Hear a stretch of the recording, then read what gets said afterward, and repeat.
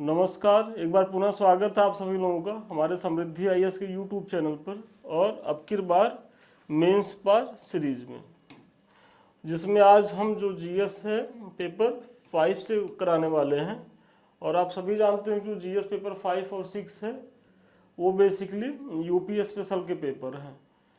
और दूसरी चीज़ ये है कि आप लोगों का जो है रिजल्ट आ गया है। जिन लोगों को आप पीटी हो गया उसको उनको बहुत बधाई, और जो लोग किसी कारणवश रह गए हैं मैं इतना ही कहूँगा कि वो ऐसा नहीं है कि अयोग्य है, वो कुछ तो सिस्टम की भी समस्याएं हैं, क्योंकि सिस्टम देख ही रहे हैं कि किस तरीके से इतनी अनिश्चितता है कि 85 वाला बच्चा फेल कर रहा है, 75 वाला बच्चा पास कर रहा है। तो इससे अपने आप को हतोत्साहित मत महसूस करिएगा, बस निरंतरता जो आप लोग बना के चल रहे हैं उसको बनाए रखिएगा। इस बार न सही अगली बार अक्टूबर में फिर पीटी है उसको दीजिए मन से, और एक बार पीटी पास करिए तो फाइनल सिलेक्शन लीजिए। इसीलिए मैं बार बार कहता हूँ कि मुख्य परीक्षा क्यों बहुत जरूरी है तैयार करना, क्योंकि पीटी की चीज़ें आप देख ही रहेंगे कितनी अनिश्चितता है। हमारे बहुत अच्छे अच्छे स्टूडेंट ऐसे हैं कि जो इस बार अच्छा स्कोर था, लेकिन आयोग की अब कारस्तानी ही कह सकते हैं कि उनकी वजह से बेचारों का पीटी रुक गया। और बहुत से ऐसे बच्चे हैं जो पास भी हुए हैं और उनके लिए तो बहुत शुभकामना है, वो लोग अपना खूब मन से दे।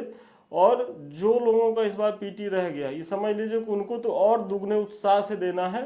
वो इसलिए देना है कि अगली बार अगर पीटी निकले तो डायरेक्ट एसडीएम, उसके बाद मतलब यूपी पीसीएस का जो चक्र है उससे ही मुक्ति पा जाना है। क्योंकि सोचिए अगर आपके मेंस की तैयारी इस बार नहीं अच्छी होगी तो आप क्या करेंगे, ज़्यादा से ज़्यादा बहुत अच्छा होगा तो इस बार एनटी की खूब पद है, नायब तहसीलदार बन जाएंगे। लेकिन क्या नायब तहसीलदार बनने के बाद जो है आप तैयारी छोड़ेंगे? नहीं, आपको फिर एसडीएम बनना होगा। तो हम वही अपने बच्चों से कह रहे हैं कि जिनका रह गया है कि कुछ नहीं, इस बार अगर आप कहीं एनटी बनने वाले थे तो अभी मेंस खूब बढ़िया से कर लीजिए, अगली बार डायरेक्ट डिप्टी कलेक्टर बनिएगा। तो आइए प्रश्न देखते हैं कि 19वीं सदी में उत्तर प्रदेश पुनर्जागरण के स्वरूप पर उत्तर प्रदेश 19वीं सदी में उत्तर प्रदेश में पुनर्जागरण के स्वरूप पर जो है वो प्रकाश डालना है। और देखिए 8 अंक का प्रश्न है, तो आइए देखते हैं। देखिए आगे बढ़ने से पहले ये सूचना तो आप सभी लोग जान ही रहे होंगे कि डेली जो है मॉर्निंग में 9 बजे और इवनिंग में 4 बजे हम प्रत्येक पेपर से प्रश्न करवाते हैं। और इस सीरीज का उद्देश्य ही हमारा यही है कि हम आपको यहाँ जो है न केवल एक प्रश्न का मॉडल आंसर दें, बल्कि प्रश्न को पढ़ना कैसे है और उत्तर लिखना कैसे है, मतलब प्रश्न को डिकोड कैसे करना है, सारे डायमेंशंस को कैसे चेक करना है, और फिर आंसर राइटिंग कैसे करना है, उसके लिए हम यहाँ कुछ सिखा पाए।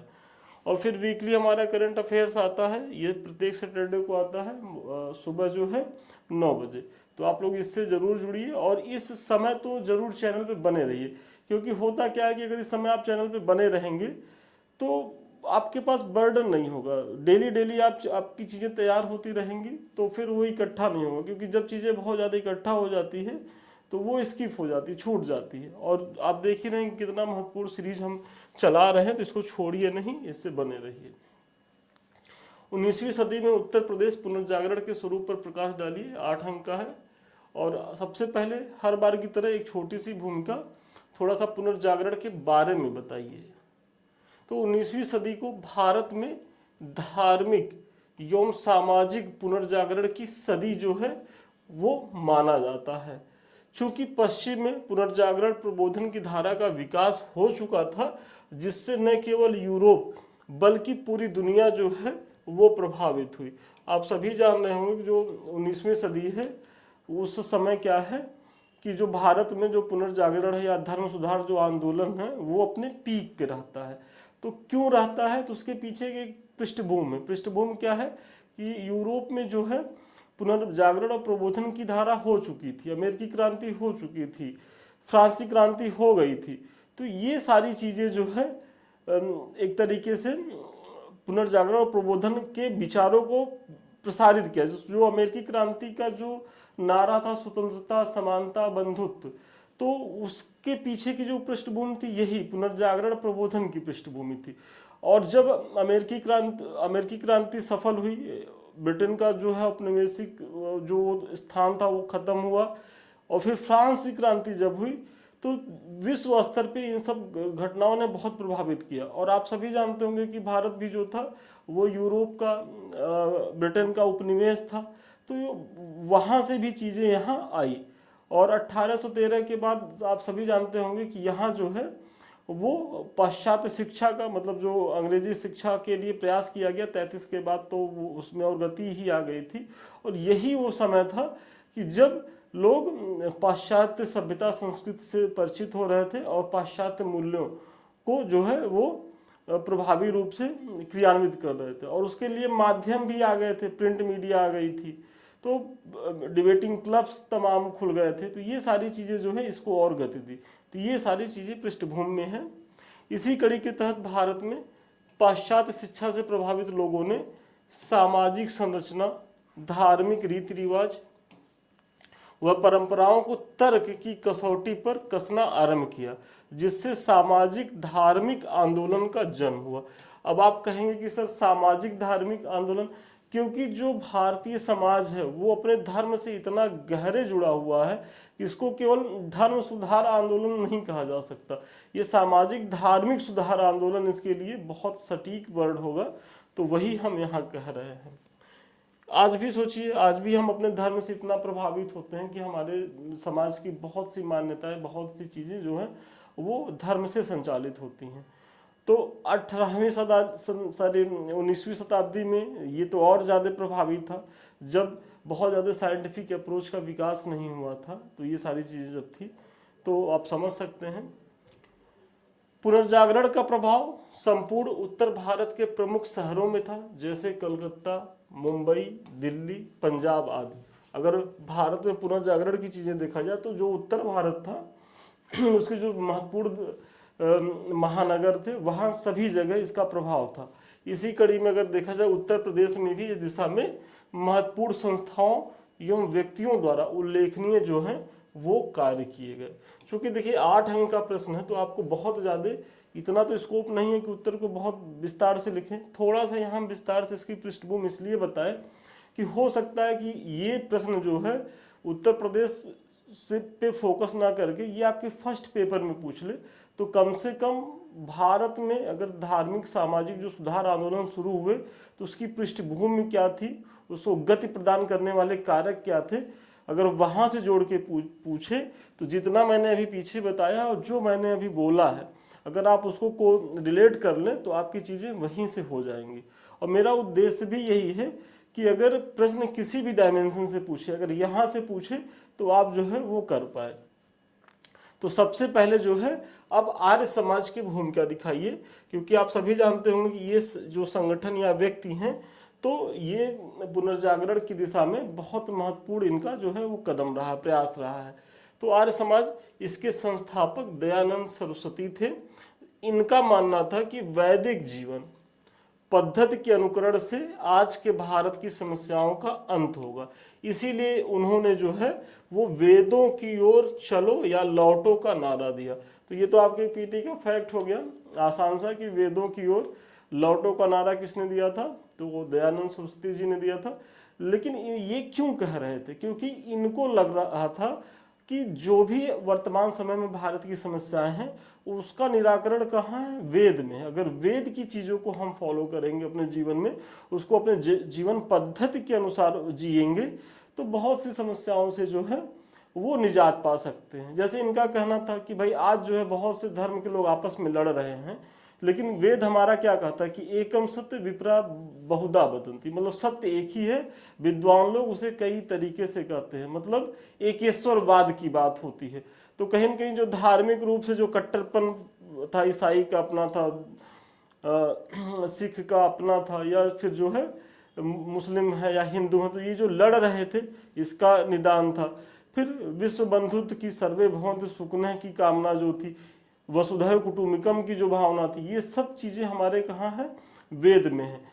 मतलब सत्य को लेकर के चीज़ें कही गई हैं कि भाई सत्य जो है वो परेशान हो सकता है लेकिन पराजित नहीं हो सकता। तो ये सारी चीज़ें वेद उपनिषद की हैं और इनका यही मानना था कि अगर उस जीवन पद्धति को आज हम अपनाएं तो ये जो भौतिकतावादी जो विचारधारा इस समय जो पनप रही है, जो पाश्चात्य सभ्यता से यहाँ हमारे समाज में आ गई है, तो उसकी समस्याओं से हम बहुत हद तक जो है वो निजात पा सकते हैं।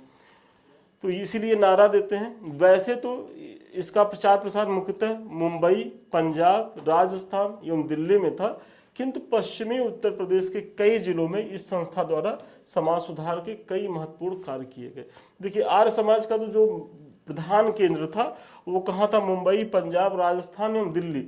लेकिन चूंकि दिल्ली से सटे ही पश्चिमी उत्तर प्रदेश है, और पश्चिमी उत्तर प्रदेश के जो बहुत से महत्वपूर्ण जिले हैं, जैसे आगरा हुआ, मेरठ हुआ, गाजियाबाद, ये जो एनसीआर के जिले हैं, तो यहाँ आर्य समाज का उस समय काफी हद तक प्रभाव था। हालांकि इसकी एक सीमा भी थी, इनका प्रभाव शहरी क्षेत्रों तक ही सीमित था।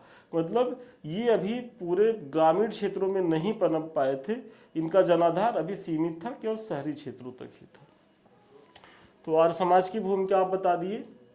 आगे बढ़ने से पहले एक महत्वपूर्ण सूचना यही है कि अब चूंकि आप लोग का रिजल्ट तो आ ही गया है, तो जो बच्चे पीटी पास किए हैं उनके लिए ये बैच तो महत्वपूर्ण है ही। जो नहीं पास किए उनके लिए और ज़्यादा महत्वपूर्ण है। मैंने क्लास की स्टार्टिंग में ही बताया था क्यों महत्वपूर्ण है। तो इसको ज्वाइन करिए और इससे बने रहिए, क्योंकि यहाँ क्या है, डेली आपको प्रश्न मिलेंगे, डेली उसका जो है मूल्यांकन किया जाएगा। उसके बाद जब मूल्यांकन हो जाएगा तो आपको मॉडल आंसर दिया जाएगा, और साथ ही साथ जो है अगले दिन का पेपर भी दे दिया जाएगा। तो ये सारी चीज़ें हैं, और उसमें भी अगर आपको चीज़ें नहीं समझ में आती हैं तो हम एक समय देते हैं स्टूडेंट को। उस समय में आप अपने प्रश्न को लेकर के हमसे जो है पूछ भी सकते हैं कि सर ये समस्या रही, इसको कैसे सुधार करना। तो ये सारी चीज़ें आप कर भी सकते हैं। अधिक जानकारी के लिए 7303307507 पे आप संपर्क करें। ऑफिस के लोग और बेहतर बताएंगे। देखिए, इसी तरीके से आप जो है लिख करके भेजेंगे, हमारे द्वारा मार्किंग की जाएगी, और जो भी कमी रहेगी सब बताई जाएगी। अगर आपका एक नंबर, आधा नंबर भी कट रहा है, क्यों कट रहा है, और फिर इस तरीके से मॉडल आंसर दिया जाएगा। तो आप इसे ज़रूर ज्वाइन करिए। फिर जो अगली जो बहुत महत्वपूर्ण संस्था थी वो साइंटिफिक सोसाइटी की है, और इसके जो जो हेड थे वो कौन थे? तो सर सैयद अहमद खां। सर सैयद अहमद खान ने मुस्लिम समाज में व्याप्त बुराइयों को दूर करने एवं उनमें तार्किक सोच विकसित करने के उद्देश्य हेतु इस संस्था की जो है स्थापना की थी।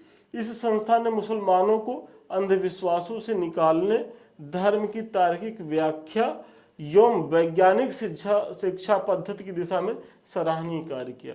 मतलब ये साइंटिफिक सोसाइटी जो है वो बेसिकली सर सैयद अहमद खां के द्वारा लाया गया। और आप सभी जानते होंगे कि ये बहुत बड़े मुस्लिम स्कॉलर थे, विद्वान थे, और एक समय तो ये बहुत बड़े राष्ट्रभक्त भी थे। लेकिन बाद में चीज़ें थोड़ा सा अंग्रेजों की फूट डालो राज करो की जो नीति थी उससे ये प्रभावित हुए, और उनके संरक्षण में ही सही इस संस्था की स्थापना हुई। और इसके पीछे अंग्रेजों का उद्देश्य यही था कि जो है हम हिंदुओं के पैरेलल मुसलमानों को जो है वो खड़ा करें।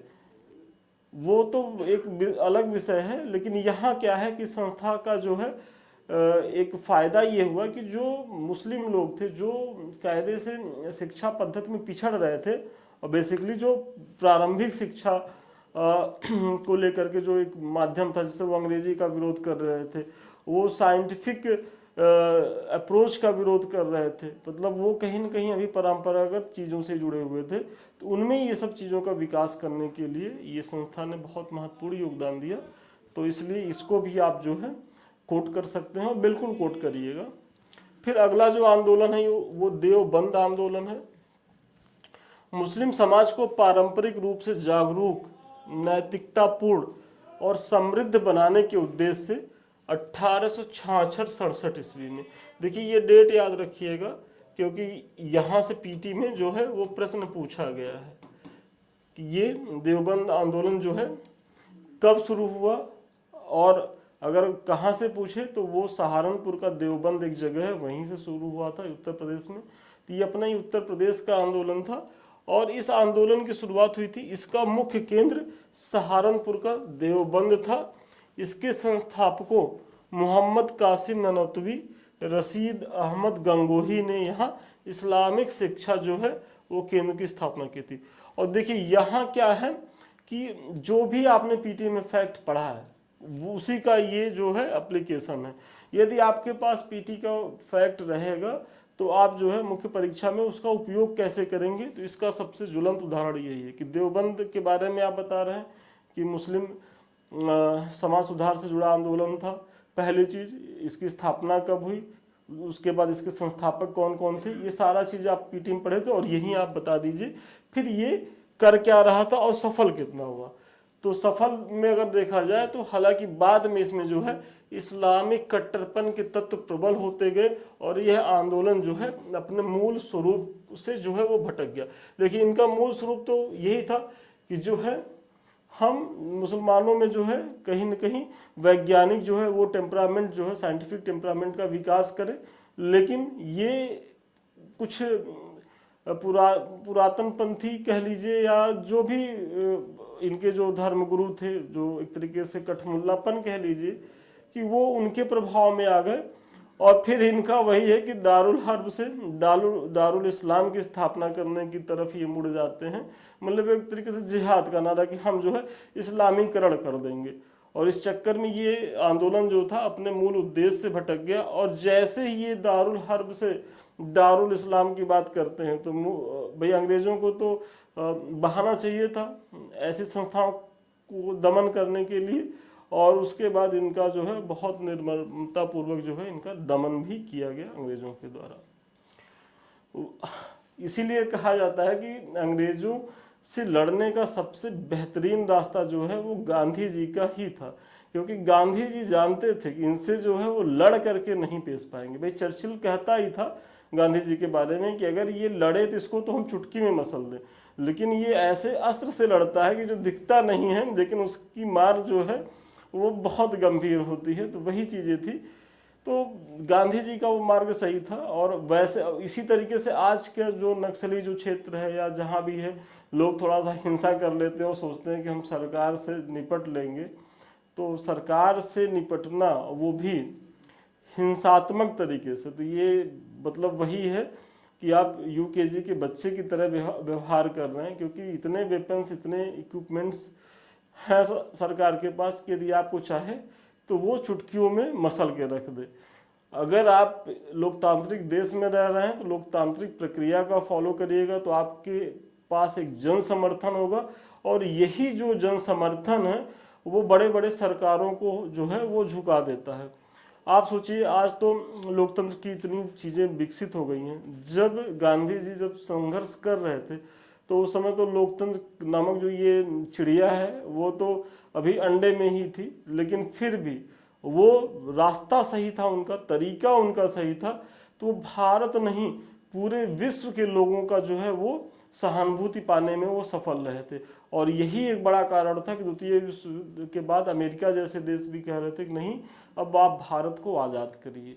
तो एक नैतिक दबाव भी था। ऐसा नहीं था कि 47 में अंग्रेज भाग गए तो उसके पीछे बस लोग इतना ज़्यादा विद्रोह कर दिए, यहाँ आंदोलन कर दिए, भागे। कई कारण थे और उसमें एक बड़ा कारण ये भी था कि जो वैश्विक स्तर पर जो एक माहौल बनाने में जो है सफल रहे जो भारत के नेता हैं, तो उसका प्रभाव था। तो चलिए थोड़ा सा विस्तृत हुआ, लेकिन देखिए ये सब चीज़ें जो थोड़ा थोड़ा बीच बीच में बोल देते हैं तो इसको आप ये मत सोचिएगा कि सर हमारा 4-5 मिनट बेकार कर दिए। ये आप कहीं भी इसका उपयोग कर सकते हैं। आप अपने एस्से में कर सकते हैं, या जीएस के फर्स्ट पेपर में आप इसका उपयोग कर सकते थे, या जब आप इंटरव्यू में जाएंगे तो ये सारी चीज़ें आपके लिए ज़्यादा महत्वपूर्ण होंगी, क्योंकि इंटरव्यू में ऐसे ही कुछ चीज़ें आपसे पूछी जाती हैं। तो ये अगर आप अभी से थोड़ा देखते रहेंगे, समझते रहेंगे, तो आपके लिए फ्रूटफुल रहेगा। अब अगला जो है वो वहाबी आंदोलन को देखिए कि वहाबी आंदोलन 1820 से प्रारंभ होकर 1860 तक चलता रहा। देखिए ये समय याद रखिएगा। और पीटी में तो आप देखिए पीटी के लिए तो पढ़िए ही, क्योंकि देखिए ना पीटी की क्या कंडीशन है, तो थोड़ा सा फैक्चुअल भी पढ़िए। और इसीलिए हम कहते हैं कि मेंस और पीटी की पढ़ाई अलग अलग नहीं होती। अगर आप मुख्य परीक्षा पढ़ रहे हैं तो पीटी स्वतः तैयार हो रहा है। देखिए अब यही चीज़ें कई बार पूछा है कि वहाबी आंदोलन का समय कब है, तो 1820 से लेकर के 60 तक। इस आंदोलन के प्रवर्तक उत्तर प्रदेश के रायबरेली जिले के सैयद अहमद थे। इस आंदोलन का भी उद्देश्य मुस्लिम समाज में व्याप्त विकृतियों को जो है वो दूर करना था, किंतु यह आंदोलन भी कालांतर में मुस्लिम कट्टरपंथ की जो है वो भेंट चढ़ गया।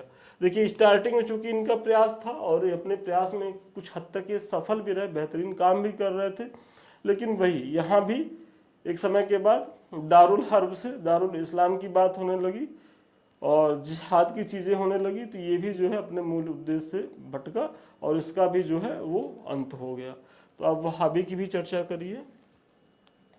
फिर एक जो है राधा स्वामी मत का, चूंकि देखिए अब इसमें क्या होता ना कि यूपी स्पेशल का पेपर है, तो यूपी में जो संस्थाएं या जो व्यक्ति काम कर रहे थे आपको उन्हीं को बताना है, तो ऐसी स्थिति में आपके पास बहुत ज़्यादा चॉइस नहीं रहती। इसीलिए हम कहते हैं कि यूपी स्पेशल का जो पेपर है उसको बहुत ध्यान से पढ़िए। अगर आपके मन में ये लग रहा होगा कि सर हम तो जाएंगे और हम तो पढ़े ही हैं पुनर्जागरण के बारे में और यूपी से जोड़ के लिख देंगे, तो विश्वास मानिए ये सब नाम निकलेंगे नहीं। वही पुनर्जागरण में आपको राजा राम मोहन राय, विवेकानंद, दयानंद सरस्वती, वही सारे लोग याद आएंगे, ये नहीं याद आएगा और ये नहीं लिख के आएंगे तो आपको जो है अंक नहीं मिलेगा।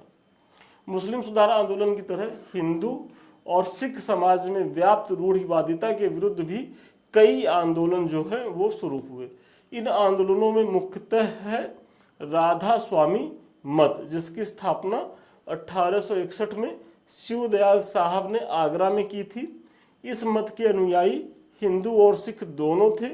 इसमें नकली गुरुओं और आडंबर की जो है वो निंदा की गई थी। मतलब आज ही नहीं नकली गुरु हैं, मतलब उस समय भी नकली गुरु होते थे। और नकली गुरु उस समय क्या, नकली गुरु तो देखा जाए तो रामचंद्र जी के समय में भी होते थे, क्योंकि जब आपको एक प्रसंग याद आ रहा होगा, भाई रावण भी गुरु, नकली गुरु ही बन के सीता माता का जो है वो अपहरण करके लाया था। भाई भेष बदल के ही वो भिक्षा मांगने गया था, तो एक तो नकली गुरु रावण ही हुआ। हालांकि वो असली गुरु भी था। अगर उसका एक पक्ष और देखा जाए तो बहुत विद्वान था, बहुत अच्छे कुल से संबंधित था, लेकिन चूंकि उससे कर्म अच्छे नहीं थे तो उसके लिए ये सारी चीज़ें हैं। और दूसरा, जब हनुमान जी संजीवनी लेने जाते हैं तो वहाँ भी एक नकली गुरु बैठे थे, उनको मिसगाइड करने के लिए कालनेमी करके थे, ताकि जो है ये समय से संजीवनी ले ही ना जा पाए और लक्ष्मण जी की प्राण चले जाए। तो नकली गुरुओं की परंपरा चली आ रही है। और इसी तरीके से कृष्ण भगवान के समय में शायद पौंड या कोई एक थे, तो यहाँ भी वही है। तो इनका भी काम था कि जो नकली गुरुओं और आडंबर की जो निंदा इन्होंने किया है अपने मत में। और इस प्रकार आगे चलकर स्वतंत्रता संग्राम सेनानियों एनी बेसेंट, आचार्य नरेंद्र देव और पंडित मदन मोहन मालवीय ने शिक्षण संस्थाओं के माध्यम से उत्तर प्रदेश में समाज सुधार, वैज्ञानिक एवं रोजगारपरक शिक्षा उपलब्ध करवाने, महिलाओं एवं दलितों की स्थिति में सुधार हेतु उल्लेखनीय प्रयास किए हैं। और मदन मोहन मालवीय जी का तो आप जानते ही होंगे, जो काशी हिंदू विश्वविद्यालय है, तो उसकी स्थापना 1916 में हुई थी और उसका बहुत बेहतरीन जो है प्रयास रहा है।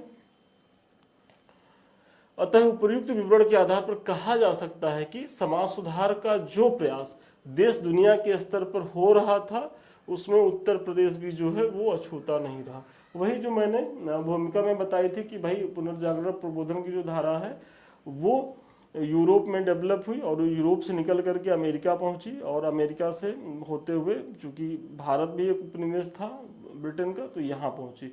तो मतलब जो विकास यूरोप में हुआ उसे भारत भी अछूता नहीं रहा, और जब भारत नहीं अछूता रहा तो उसमें उत्तर प्रदेश की भी भूमिका जो है वो थी ही थी, और वो मैंने पीछे बताया है। और यहाँ समाज सुधार को धर्म सुधार से जोड़कर समाज में तार्किकता, वैज्ञानिक सोच विकसित करने की दिशा में महत्वपूर्ण प्रयास किए गए। बहुत अच्छी लाइन है कि यहाँ क्या है कि समाज सुधार, और इसीलिए इस पे एक प्रश्न भी आता है कि इसको समाज सुधार कहें कि धर्म सुधार कहें। तो देखिए ये दोनों सुटेबल है, क्योंकि देखिए अगर धर्म, चूंकि हम धर्म के अनुसार ही आचरण करते हैं और आचरण के अनुसार ही समाज का निर्माण होता है, तो दोनों एक दूसरे के पूरक है। तो इसलिए आप भी अपने निष्कर्ष में ऐसे ही शब्दों का प्रयोग करिए कि विकसित करने की दिशा में महत्वपूर्ण प्रयास किए, मतलब समाज सुधार को धर्म सुधार से जोड़ करके, क्योंकि जो धर्म है ना वो लोगों को जल्दी अट्रैक्ट करता है, जल्दी आकर्षित करता है। और आज आप देख ही रहे होंगे कि ये लोग तो खैर अच्छा प्रयास कर रहे थे। वर्तमान समय में एक से एक ऐसे बाबा हैं कि अब क्या ही कहना है बाबाओं पे, मतलब हद हो गई है। और जनता जो है फिर भी चूंकि वो आस्था के केंद्र होते हैं तो उनको बहुत महत्व देती है। अब यहाँ हम बाबाओं से कहना चाहेंगे कि आप ऐसी चीज को लेकर के आप बढ़ रहे हैं जिससे भारत के लोग बहुत आस्था रखते हैं, तो कृपया उनकी आस्थाओं का जो है वो सम्मान करें, खिलवाड़ नहीं करें और आप अपनी शुचिता बना के रखिए। क्योंकि यदि आप लोगों से विश्वास हटा तो समझ लीजिए कि आपका तो नुकसान होगा ही होगा। फिर भारत की जो सनातन जो परंपरा है, जो हमारी सनातन संस्कृति है, जिसके वर्तमान में आप ध्वजवाहक हैं, तो कहीं न कहीं वो डिस्टर्ब होगी। और वो डिस्टर्ब होगी तो उसका जो है, उसकी जो चोट है वो बहुत गहरी होगी समाज के लिए। चलिए, ये कुछ लिंक्स हैं, इसको भी आप लोग जो है देखिएगा। समृद्धि आईएएस का टेलीग्राम इससे तो इसलिए जुड़िए क्योंकि यहाँ बहुत सी चीज़ें आपको निःशुल्क दी जाती हैं। जो हम पढ़ा रहे हैं उसका PDF भी आपको मिल जाएगा। साथ ही साथ ये समृद्धि आईएएस का YouTube चैनल है जिससे हम आप रूबरू हो रहे हैं। आप लोग अगर अभी तक इसे सब्सक्राइब नहीं किए तो सब्सक्राइब करें, लाइक करें, शेयर करें। ये आप ही का चैनल है और इसे आप ही के द्वारा आगे बढ़ाना है। और दूसरा हमारा सेकंड चैनल है संदीप मिश्रा ऑफिशियल, आप लोग इसे भी सब्सक्राइब करें क्योंकि यहाँ भी आपसे परीक्षा के संबंधित बहुत सी जानकारियाँ यहाँ दी गई हैं। और हमारे किसी भी बैच से जुड़ने के लिए या हमसे बात करने के लिए 7303307507 पे संपर्क करें। तो चलिए, आज के लिए इतना ही। पुनः मिलते हैं नए वीडियो में नए क्लास के साथ। तब तक के लिए धन्यवाद, शुभकामनाएं आपको।